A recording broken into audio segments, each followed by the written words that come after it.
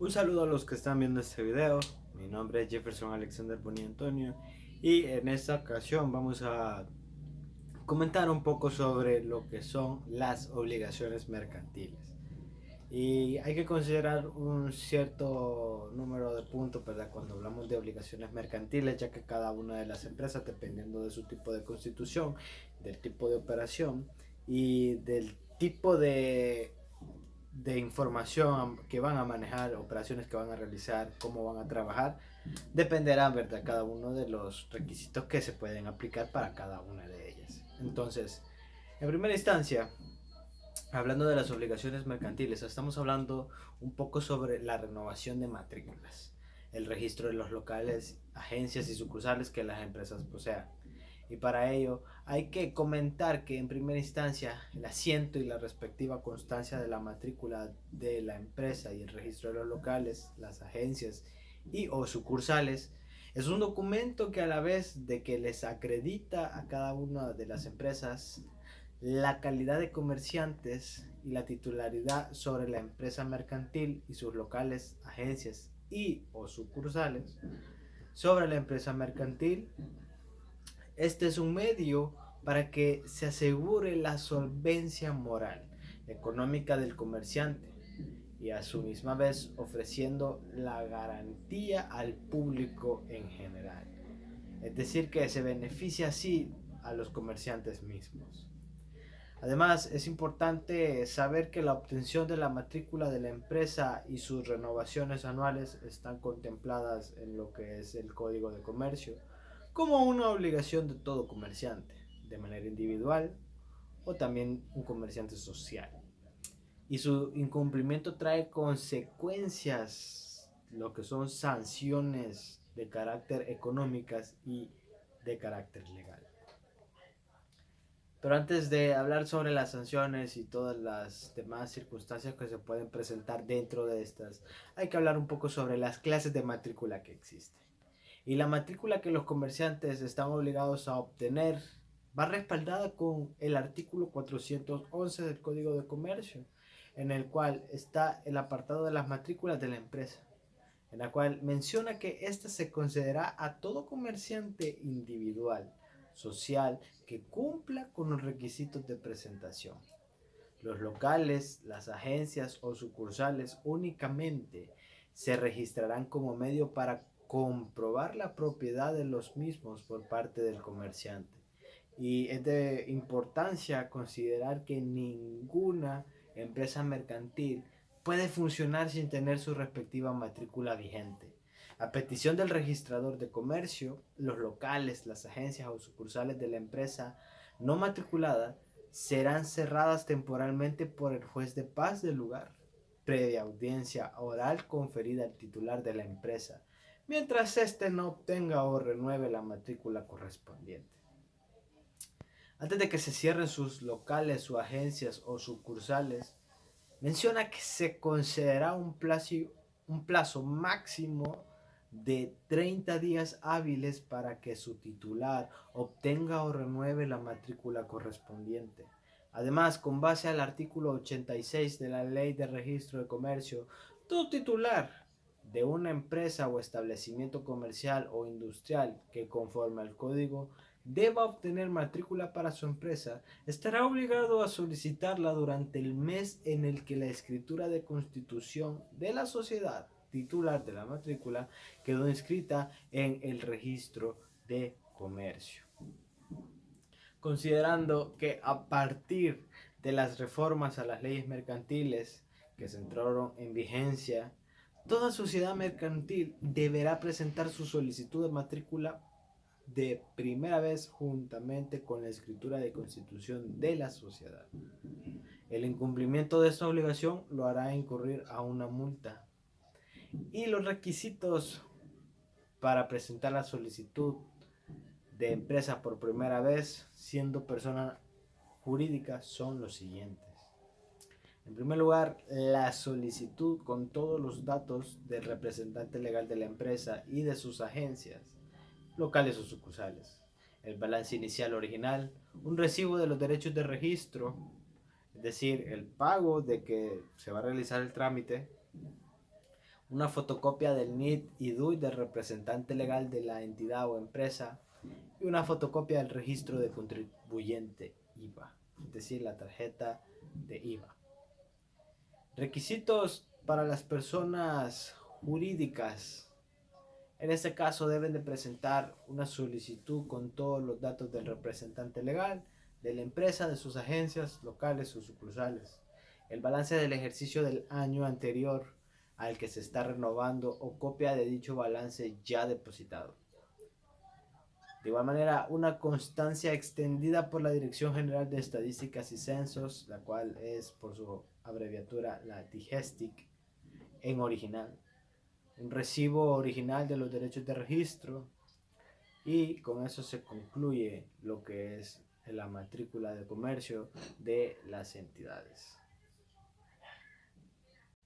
Ahora bien, para el tema de la inscripción del balance general, es una obligación de cada empresa y de cada persona natural que lleve formalmente su entidad el hecho de depositar anualmente en el registro de comercio el balance general de la empresa, el estado de resultados y cambios en el patrimonio correspondientes al mismo ejercicio del balance general, acompañado siempre, ¿verdad?, del dictamen del auditor y de sus respectivos anexos, y cumplir con los demás requisitos de publicidad mercantil que establece el artículo 411 del mismo Código de Comercio. Es importante destacar que el balance general debe de inscribirse cada año en el mes en el que se registró la sociedad en el registro de comercio. Este proceso se realiza siempre y cuando se haya cumplido con el proceso de legalización respectivo. Y los documentos en este caso a presentar para las sociedades son los siguientes. Uno de ellos es que presentarán el balance original en papel, tanto persona jurídica como persona natural, el estado de resultados de manera original, firmados, el estado de cambios de patrimonio, el dictamen del auditor externo y sus respectivos anexos, una certificación de punto de acta de la Junta General de Socios o Accionistas, en el cual se deje reflejado que conste la aprobación de los estados financieros, autenticados, ¿verdad?, por un notario, el comprobante de pago de manera original y la fotocopia de NIT. De igual manera, cada una de las empresas tiene la obligación de nombrar a lo que es un auditor externo y a un auditor fiscal. Entonces, es obligación de toda persona jurídica desde su nacimiento el nombrar a un auditor externo y a un auditor fiscal si se cumple con las condiciones que menciona siempre la misma ley, el Código Tributario en su artículo 131, ya que este establece que la vigilancia de las sociedades estará confiada a un auditor designado por la Junta General, el cual señalará también su remuneración, es decir, cuánto va a percibir por esos servicios que él preste. Y a la vez menciona que el auditor ejercerá sus funciones por el plazo que determine el pacto social y en su defecto para el que señale la Junta General en el acto de nombramiento. Es importante considerar que se debe solicitar las credenciales de nombramiento tanto de auditor externo como de auditor fiscal ante el registro de comercio con el punto de acta certificada por el secretario de lo que es la sociedad. Y para el caso de los libros de contabilidad, el artículo 411 siempre del Código de Comercio nos expresa claramente que es una obligación de todo comerciante social el llevar la contabilidad y la correspondencia en la forma prescrita como lo establece el código. Entonces, el comerciante está en la obligación de llevar la contabilidad debidamente organizada, de acuerdo con algunos de los sistemas generalmente aceptados en materia de contabilidad. También deben de ser aprobados por quienes ejerzan la función pública de auditoría. Y el comerciante debe de llevar los siguientes registros contables, dentro de los cuales entran los estados financieros, los libros diario y el libro mayor, y los demás que sean necesarios por exigencias contables o por la ley, en ese caso, los que establezcan cada una de las respectivas leyes vigentes en El Salvador. Además de ello, los comerciantes podrán llevar la contabilidad en hojas separadas y efectuar las anotaciones en el diario en forma resumida, y también podrán hacer uso de sistemas electrónicos o de cualquier otro medio técnico idóneo para registrar las operaciones contables. Todo lo anterior hará de conocimiento de las oficinas que ejercen la vigilancia del Estado. Es importante mencionar ello. Y además, el comerciante debe de establecer al cierre de cada ejercicio fiscal la situación económica de su empresa, la cual mostrará a través del balance general y el estado de resultados. Es importante también considerar que los registros obligatorios deben de llevarse en libros empastados o en hojas separadas, todas las cuales estarán foliadas y serán autorizadas por el contador público autorizado que hubiere nombrado al comerciante. Tratándose de comerciantes sociales, será el auditor externo quien autorizará los libros o registros, debiendo el administrador designado en los estatutos avalar dicha autorización. Además de ello, los comerciantes deben de asentar sus operaciones de manera diaria y llevar en su contabilidad un orden altamente estricto, ya que tiene que ir en orden cronológico.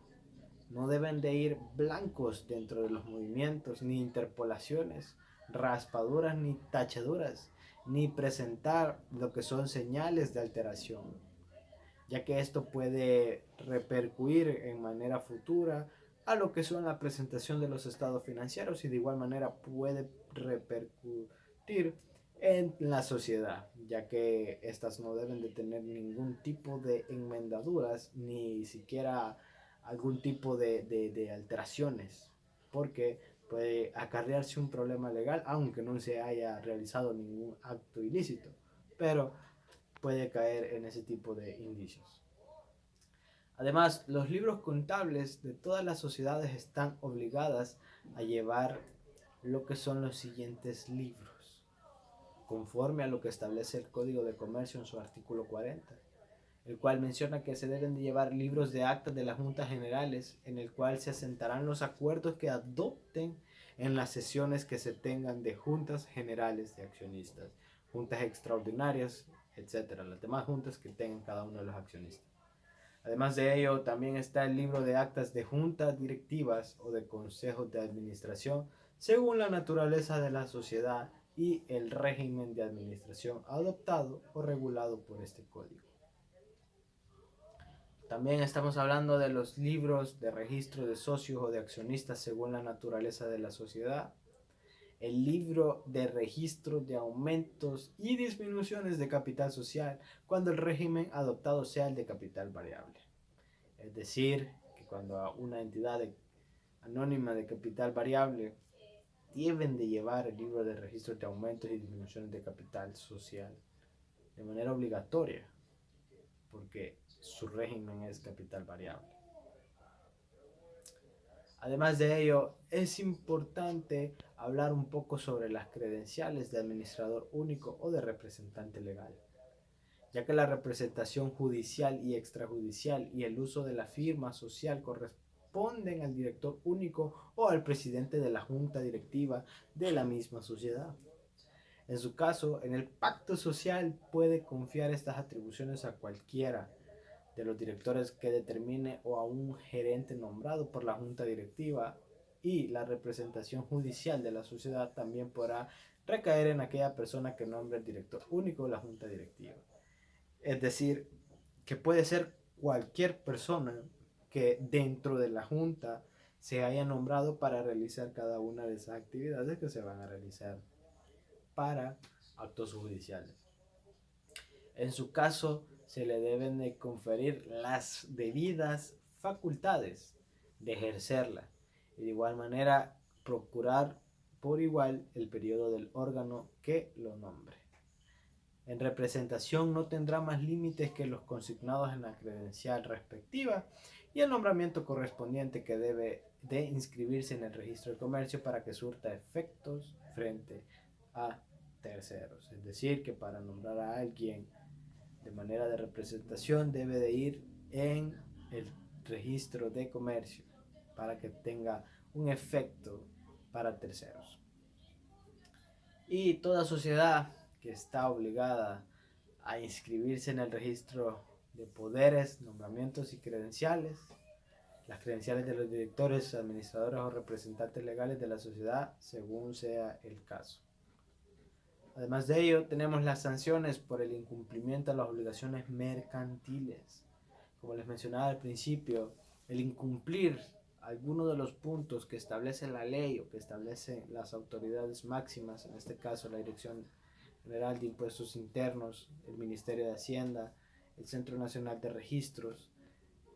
y la Superintendencia de Obligaciones Mercantiles también, nos establecen las infracciones y sanciones, y en este caso nos estipulan que para efectos se tendrá como infracción cometida por los comerciantes individuales o sociales a sus administradores el incumplimiento de las obligaciones mercantiles que establece el Código de Comercio y las leyes mercantiles. En este caso tenemos el Código Tributario y el Código de Comercio, como antes mencionado, la ley de IVA y entre otras leyes, ley del impuesto sobre la renta, que recaen dentro del parámetro económico de las empresas. Y las sanciones van a depender del apartado en el cual la ley establezca. En este caso, puede ser que la superintendencia sancione según la gravedad de las infracciones que refieren los artículos y su reiteración, ¿verdad? Ya que no solamente lo vamos a sancionar por sancionarlo, sino que si se vuelve a dar otra vez, si reitera, van a haber diferentes tipos de modelos para que se realice el tema de la infracción. Entonces, tenemos como sanciones leves aquellas amonestaciones que son de manera escrita en los casos de incumplimiento de obligaciones a que refiere el artículo 10 cuando se trate de una primera vez. Y hablamos de graves cuando estamos viendo una sanción de manera económica. Es decir, que caiga una multa por no haber cumplido lo que es lo estipulado en el Código de Comercio o, como mencionaba antes, en las leyes mercantiles vigentes de El Salvador. Y es importante también saber el hecho de que para pagar las multas no solamente es voy a ir a pagar una multa y ya, no, sino que deben de considerar que para pagar las multas se hace únicamente en las instituciones autorizadas por el Ministerio de Hacienda, previamente a una extensión de un mandamiento de ingreso para la administración tributaria y para la persona natural o jurídica, un mandamiento de pago para la superintendencia. Es decir, que para pagar o cancelar se debe de solicitar por escrito lo que es el mandamiento de pago para cancelar las respectivas multas por las sanciones aplicadas a cada una de las empresas que hayan cometido alguna falta, ya sea de manera leve o grave, para poder quedar líquido ante la administración tributaria o solvente. También tenemos lo que son diferentes tipos de cosas que las empresas deben de hacer para ejercer sus funciones. Dentro de ellas tenemos el hecho de que para poder emitir tiquetes o documentos legales por imprentas, deben de solicitar una asignación y una autorización de correlativos. Entonces, para la administración tributaria se debe de presentar un formulario, el cual debe de ir completamente lleno con los datos para poder realizar los trámites. Y los contribuyentes, previo a solicitarlas a las imprentas la respectiva elaboración de los documentos referidos, deben de solicitar a la administración tributaria la asignación y autorización de la numeración correlativa y de la serie cuando corresponda de los documentos que se pretenden imprimir y dicha solicitud no podrá realizarse por medios manuales o electrónicos. Es decir, se tiene que ir de manera presencial a realizar el trámite. Y los contribuyentes que se abran una sucursal y que no hayan optado por tener una sola numeración correlativa de documentos deben de realizar la petición de asignación y autorización a la numeración correlativa por lo menos 15 días antes de lo que es la apertura. La referida autorización será extendida y comunicada a los contribuyentes por los mismos medios en los que fue solicitada, y la autorización en mención se concederá a más tardar el plazo de 10 días hábiles siguientes a la presentación de la solicitud. Es importante saber que la Administración Tributaria identificará cada una de las autorizaciones con un número determinado, el cual deberá de consignarse de manera preimpreso en los documentos que se elaboran. Y cada uno de los contribuyentes que posean la autorización por parte de la Administración Tributaria podrá utilizar un formulario único y solicitarán la asignación y autorización de la numeración correlativa preimpreso del referido formulario.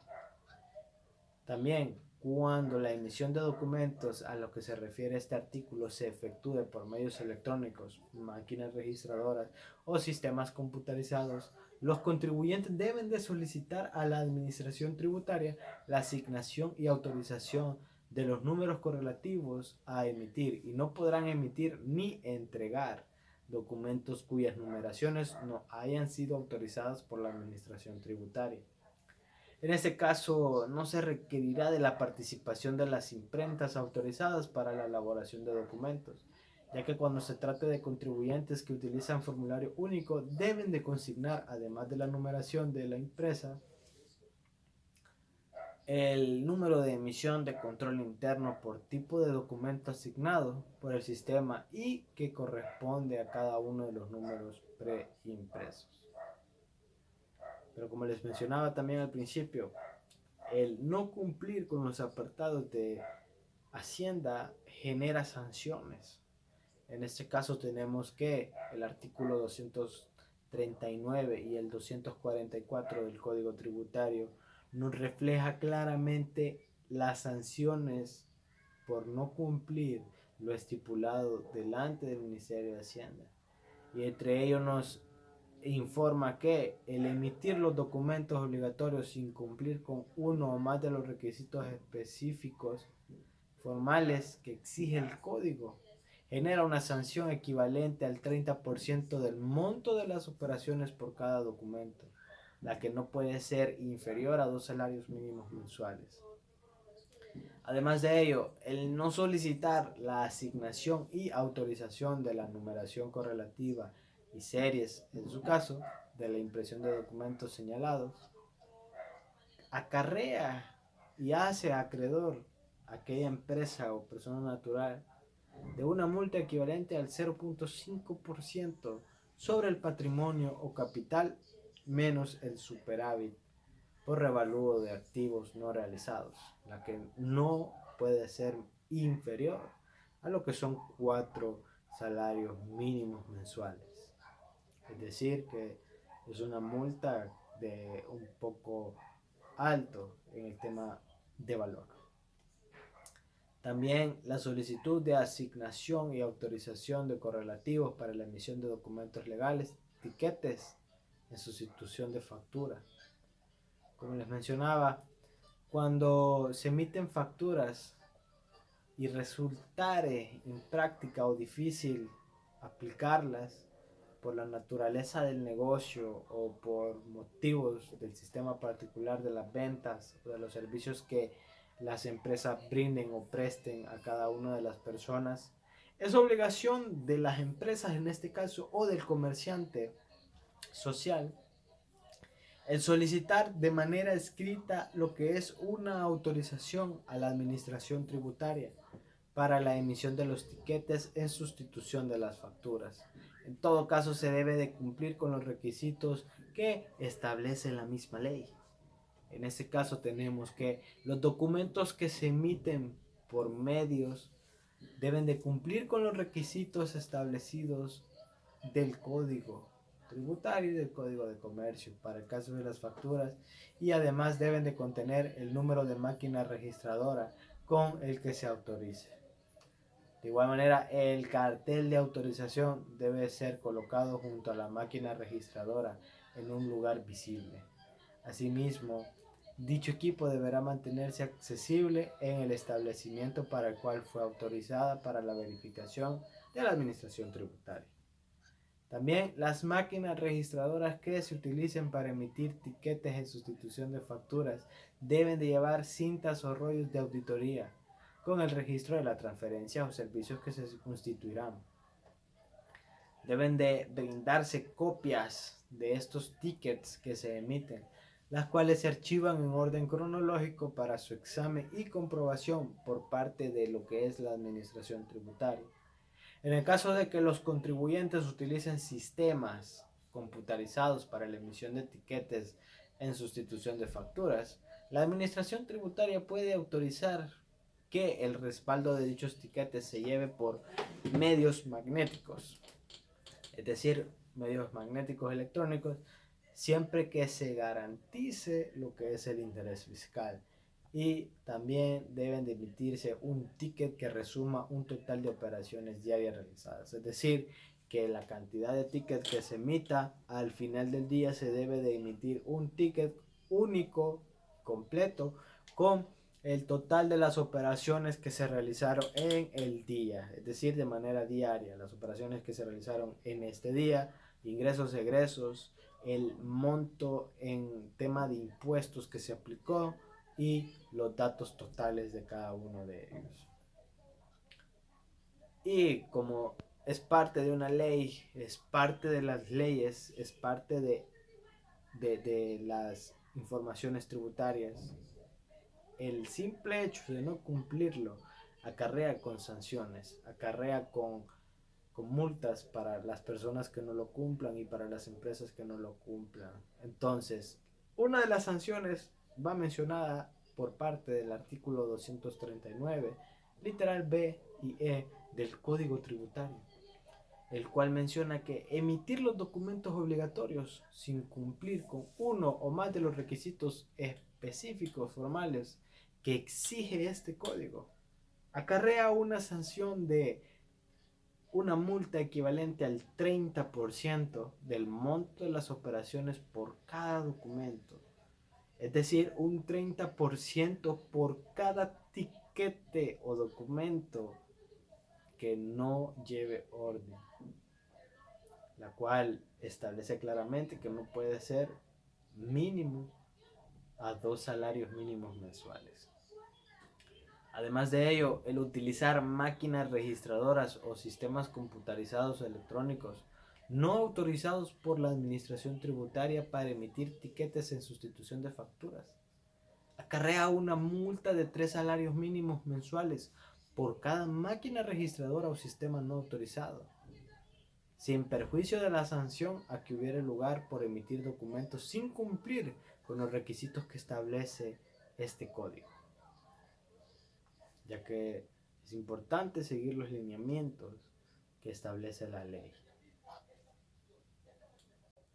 También vamos a hablar un poco de las declaraciones que se deben de presentar de manera mensual. En este caso estamos hablando de la declaración mensual del pago a cuenta e impuesto retenido, la cual se debe de elaborar conforme al formulario F14 que brinda la administración tributaria. Actualmente se realiza en línea en servicios con clave y se ingresa a sitio web del Ministerio de Hacienda para poder realizarlo. Y establece que se declara el 1.75% sobre los ingresos brutos que se obtienen durante el mes. Y esta declaración es un sistema de recaudación anticipada del impuesto sobre la renta. El objetivo de este pago anticipado es el de acreditar las cantidades enteradas al determinarse el impuesto sobre la renta al final de cada ejercicio de que se trata. Si esta liquidación resulta una diferencia a favor del contribuyente, se puede utilizar lo que es el remanente para acreditar el siguiente ejercicio, el valor del anticipo correspondiente a cada mes hasta agotar el remanente. En esta misma declaración se incluyen las retenciones. Es importante Saber que en la declaración se efectúa lo que es la información de las retenciones que se realizaron a las personas naturales por servicios de sujeto excluido. Además de ello, es importante saber que esta se presenta dentro de los primeros 10 días hábiles de cada mes, es decir, de lunes a viernes y los primeros 10 días hábiles del mes. También tenemos lo que es la declaración del impuesto a la